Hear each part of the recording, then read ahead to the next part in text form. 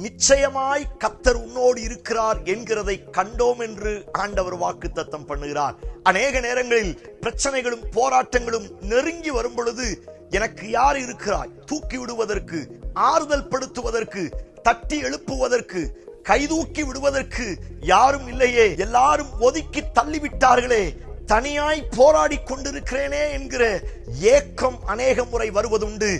அப்படிப்பட்டவர்களுக்கு இந்த வார்த்தையை தீர்க்கதரிசனமாய் சொல்லுகிறார். நீ தள்ளிவிடப்பட்ட தனித்தவன் அல்ல. நீங்கள் தண்ணீரை கடந்தாலும் அக்கினியில் நடந்தாலும் நான் நிச்சயம் உன்னோடு இருப்பேன். சபையே நம்புங்கள். எது இருக்கிறதோ இல்லையோ, யார் இருக்கிறார்களோ இல்லையோ, என்னை அழைத்தவர், என் கரம் பிடித்த என் இரட்சகர் நிச்சயமாய் என்னோடு இருக்கிறார். நம்புங்கள். நீங்கள் தனித்து விடப்பட்டவர்கள் அல்ல. தகப்பன் நிச்சயம் உங்களோடு இருக்கிறார். அவர் இருக்கிறபடியினால் நீங்கள் உயருவீர்கள். ஆமென். Praise the Lord.